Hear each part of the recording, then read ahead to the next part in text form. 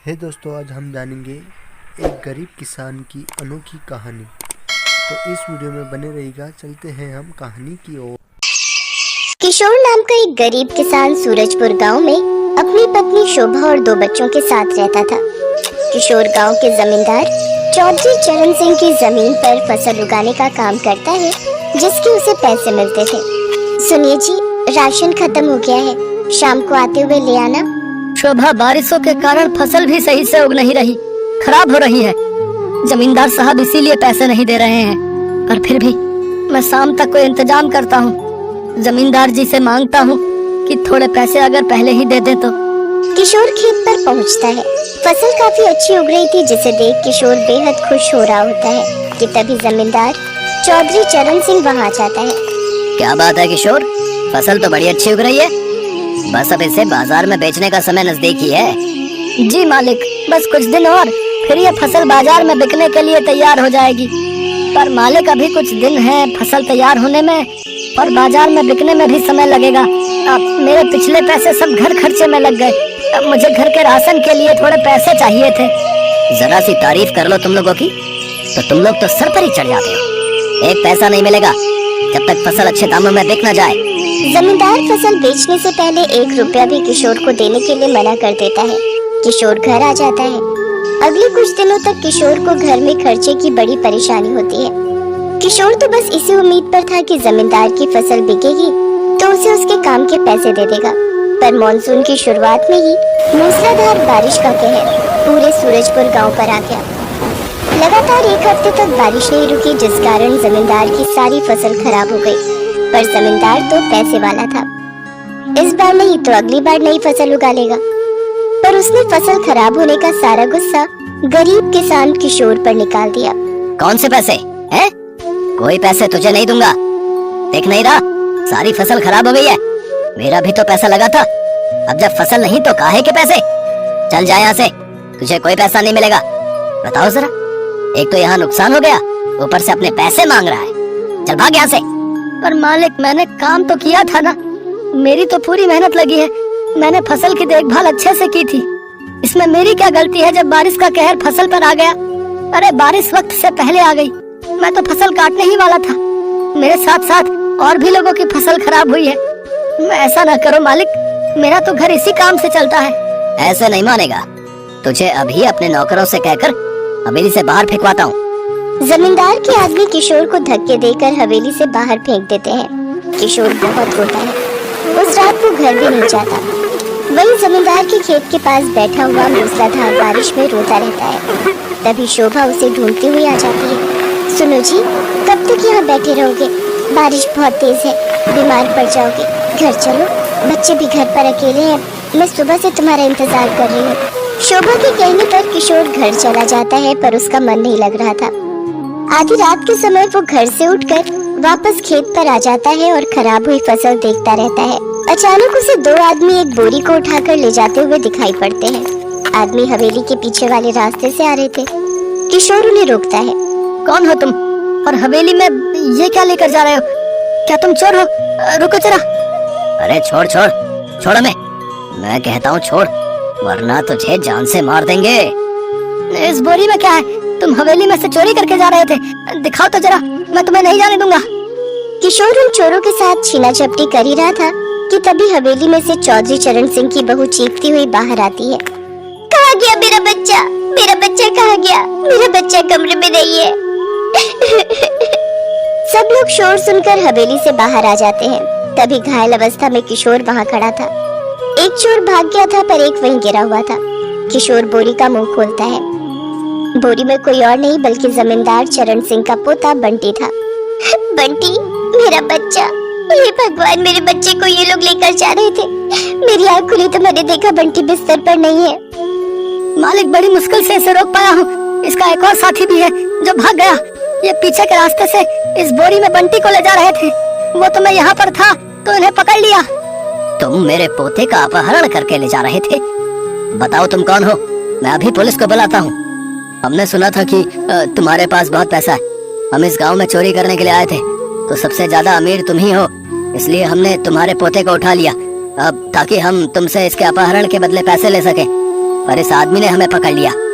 मेरा साथी भाग गया है। चौधरी चरण सिंह के सामने सारी सच्चाई आ जाती है। उसे अपने ऊपर बहुत पछतावा होता है कि वो जिस गरीब किशोर के पैसे मार रहा था, आज उसी ने उसके घर के चिराग को बचा लिया। चौधरी के बहू बेटा और पत्नी भी किशोर को धन्यवाद कहते हैं। चौधरी चरण सिंह किशोर से माफी मांगता है और उसकी मेहनत के पैसे उसे देता है। किशोर को अपनी मेहनत के पैसे मिल जाते हैं और वो खुशी खुशी घर लौटता है। अगली फसल तैयार करने के लिए जमींदार किशोर को एडवांस में ही पैसे दे देता है। उसने एक गरीब किसान की मजबूरी को समझा और उस दिन से अपने व्यवहार को बदला। एक बार की बात है, किशनपुर गांव में महेश नाम का व्यक्ति अपनी बीवी रमा, 6 साल की बेटी पिंकी और 8 महीने के बेटे बिट्टू के साथ रहता है। जिंदगी एक पल में कितनी बदल जाती है, इसका सबसे बड़ा उदाहरण है महेश। वो एक केमिकल फैक्ट्री में काम करता था।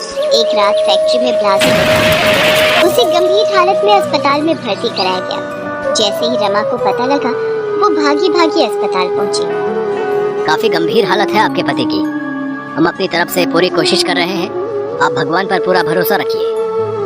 महेश बच तो गया, लेकिन इस हादसे में उसने अपना पैर भी खोया और अपनी नौकरी भी। घर में जो भी जमा पूंजी थी वो उसके इलाज में खर्च हो गई। पिछले 3 महीनों से वो बेरोजगार है।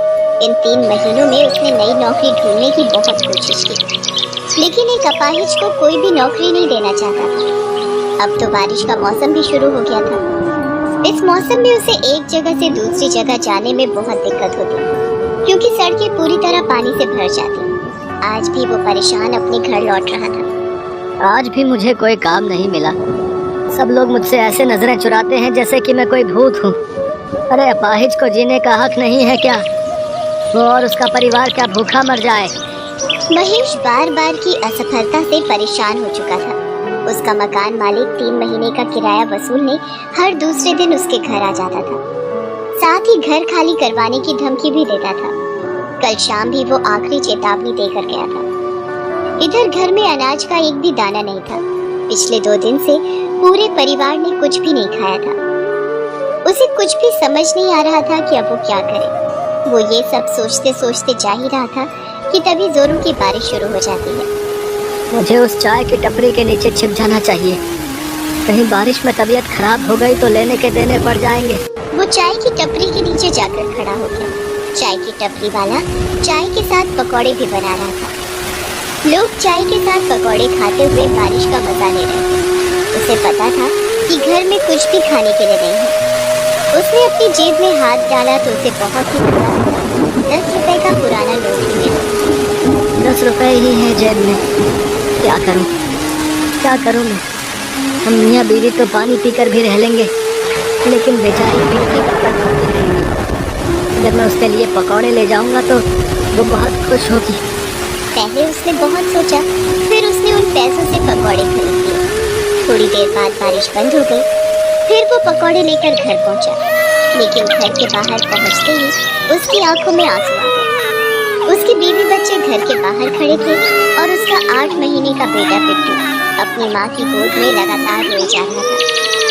पिंकी सहमी हुई अपनी माँ का आंचल पकड़कर खड़ी थी और उनका मकान मालिक उनका बचा कुचा सामान सड़क पर फेंक रहा था। उसकी बेटी ने जब उसको देखा तो वो भागते हुए महेश के पास आई और रोते हुए कहने लगी, बाबा देखो ना, अंकल ने हमें घर से बाहर निकाल दिया और वो हमारा सामान भी बाहर फेंक रहे हैं। और जो मेरी छोटी सी गुड़िया थी ना, जो आप लाए थे, अंकल ने उसे भी नाले में फेंक दिया। महेश ने अपनी बच्ची को चुप करवाया और जाकर मकान मालिक के पैरों में गिर पड़ा। ये आप क्या कर रहे हैं मालिक? इस तरह हमें बेघर मत करिए। चुप कर, पहले 3 महीने का किराया हाथ में रख, फिर बात कर। मैं जल्दी ही आपके सारे पैसे चुका दूंगा। चुप कर, पिछले 3 महीने से तुम्हारी ये बात सुन सुनकर मेरे कान पक गए। तभी मकान मालिक की नजर महेश के हाथ में कागज में लिपटे पकौड़ों पर गई। उसे देखकर उसका पारा चढ़ गया। अरे रे, कितना झूठ बोलते हो तुम लोग। मेरा किराया देने के लिए तुम्हारे पास पैसे नहीं है, और पकोड़ा पार्टी करने के लिए पैसे। चलो निकलो यहाँ से, मक्कार कहीं के। ये कहकर उसने उन पकौड़ों को उसके हाथ से छीनकर फेंक दिया। फिर वो अपने घर में ताला लगाकर निकल गया। महेश और उसकी पत्नी गिड़गिड़ाते रहे, लेकिन वो तो निर्दयी बना रहा। अब हम कहाँ जाएंगे जी? पता नहीं रमा, लेकिन कहीं तो जाना होगा ना। छोटा मोटा सामान अपने सिर पर उठा वो सड़क पर निकल गए और तभी एक बार फिर से जोरों से बारिश शुरू हो गई। वो बारिश से बचकर कहीं छिपना चाहते थे, लेकिन कहीं दूर दूर तक कोई जगह नहीं। रमा अपने छोटे से बेटे को अपने सीने से लगाए चली जा रही थी। तभी बारिश के साथ साथ ओले भी गिरने लगे। हे भगवान, गरीबों को तकलीफ देने में आपको बहुत मजा आता है ना। बारिश तो हो ही रही थी, अब ओले भी पड़ने लगे। लेकिन तभी महेश की नजर सड़क पर पड़ी सीमेंट की पाइप पर गई। उसने सबको पाइप में चिपकने के लिए कहा, लेकिन पाइप तक पहुंचने से पहले दुर्भाग्य से ओले का एक बड़ा सा टुकड़ा पिंकी के सिर पर गिर गया। उसके सिर से खून बहने लगा और वो बेचारी जोर जोर से रोने लगी। रमा ने झट से अपनी गोद से बिस्कुट को उतारकर महेश के हाथ में दिया और अपनी साड़ी का पल्लू फाड़कर पिंकी के सिर पर बांध दिया। माँ, सिर में बहुत दुख रहा है। रो मत मेरी बच्ची, ठीक हो जाएगा। वो सभी पाइप के अंदर बैठ गए और बारिश के रुकने का इंतजार करने लगे, लेकिन बारिश रुकने का नाम ही नहीं ले रही थी। तभी उन्होंने देखा कि उनके सीमेंट वाली पाइप से कुछ दूरी पर एक बड़ी सी गाड़ी आकर रुकी। उसमें से दो कपल बाहर निकले और बारिश में भीगने लगे। बारिश में भीगने का अपना अलग ही मजा है ना काजल।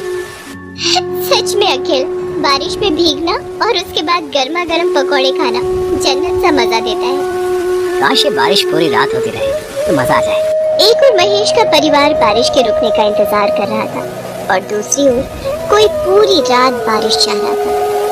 कितनी असमानता है ना भगवान की बनाई इस दुनिया में। महेश और उसकी बीवी यही सोच रहे थे, साथ ही बारिश के रुकने का इंतजार भी कर रहे थे। लेकिन बारिश नहीं रुकी और वो और भी तेज होती गई। सड़कों पर पानी भरने लगा और लगातार 2 दिन से हो रही बारिश के कारण बाढ़ वाली स्थिति पैदा होने लगी। उन लोगों की सीमेंट वाली पाइप में भी पानी आ गया। पानी उनके सीने तक पहुंच चुका था। रमा, हमें बच्चों को लेकर कहीं ऊंचे स्थान पर जाना होगा, नहीं तो हम सब डूब जाएंगे। तभी महेश ने पिंकी को अपने कंधों पर बिठाया और किसी सुरक्षित जगह की तलाश में आगे की ओर जाने लगा। तभी पानी का एक तेज बहाव आया और महेश का नियंत्रण बिगड़ गया और वो गिर पड़ा। पिंकी भी गिर पड़ी और वो पानी के तेज बहाव की चपेट में आ गई और पानी में डूबने लगी। पापा, पापा बचाओ मुझे, मैं डूब रही हूँ पापा, पापा। एक तो 2 दिन से भूखा परिवार, ऊपर से बारिश का कहर। महेश चाहकर भी अपनी बच्ची को नहीं बचा सका और पिंकी पल में ही उनकी आंखों से ओझल हो गई। पिंकी, पिंकी कहाँ हो तुम? पिंकी, हाय मेरी बच्ची। लेकिन पिंकी ने कोई जवाब नहीं दिया। आज महेश खुद को बहुत ही असहाय महसूस कर रहा था और एक असहाय पिता की तरह ऊपर आसमान की तरफ देखकर कहने लगा, भगवान, तुम्हें जरा भी दया नहीं आती क्या हम गरीबों पर? पूरे पत्थर हो गए हो क्या? पहले तो मुझे अपाहिज कर दिया और फिर दाने दाने को मोहताज कर दिया, फिर सिर से छत भी छीन ली और अब मेरी बच्ची को भी ले गया।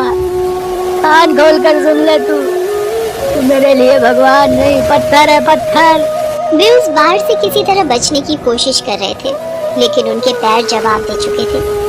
भूखा शरीर अपनी ताकत खो चुका था। उनके पैर लड़खड़ा रहे थे और वो भी इस बाढ़ की चपेट में आकर डूबने लगे। हालांकि तब भी उन्होंने हाथ पैर मारे, लेकिन भूख ने उन्हें कमजोर बना दिया। दोनों एक दूसरे को पुकार तो रहे थे, लेकिन पानी के बहाव में वे पुकार अनसुनी हो रही थी। रमा, रमा, बिट्टू। लेकिन शायद मौत अभी उनके हाथ की रेखाओं में नहीं दिखी। तभी तो वो पानी में गिरकर बेहोश हो गए थे और वहीं जा रहे थे। तभी बाढ़ राहत कार्य वालों की नजर उन पर पड़ी और वे उन्हें अपनी नाव में बचाकर राहत शिविर ले आए। इस बारिश में हम तीनों तो बच गए रमा, लेकिन इसने हमसे हमारी पिंकी को छीन लिया, हमसे छीन लिया रमा। वे दोनों एक दूसरे को पकड़कर रो रहे थे कि तभी एक नन्ही सी बच्ची, जिसके हाथों में बिस्किट और ब्रेड का पैकेट था, वो पैकेट उसको राहत शिविर वालों ने दिया था, उनके पास आई और पीछे से आकर बोलने लगी, बाबा, बाबा, क्यों रो रहे हैं आप लोगों को भी भूख लगी है ना? ये लीजिए ब्रेड खाइए, अंकल ने मुझे दी थी, मैं आप लोगों का ही इंतजार कर रही थी। वो आवाज पिंकी की थी। पिंकी को देखकर महेश और रमा फूट फूट कर रोने लगे। पिंकी को भी राहत कार्य वाले बचाकर शिविर में ले आए थे। अपनी बच्ची को जिंदा देखकर वो लोग ऊपर वाले को देखकर उसका शुक्रिया अदा करने लगे। पूरे 1 महीना वो लोग राहत शिविर में रहे। उसके बाद सरकार ने उन्हें कुछ पैसे मुआवजे के तौर पर दिए, जिससे वो नई जिंदगी की शुरुआत कर सके। आज महेश एक चाय पकौड़े की दुकान चलाता है। उसकी जिंदगी अब पहले से बेहतर हो गई है। बारिश ने परीक्षा तो ली उसकी, लेकिन उसी बारिश ने उसे फिर से अपने पैरों पर खड़े होने का मौका भी दे दिया। तो दोस्तों आज के वीडियो में बस इतना ही। मिलते हैं नेक्स्ट वीडियो में। वीडियो पसंद आए तो लाइक और सब्सक्राइब कीजिए।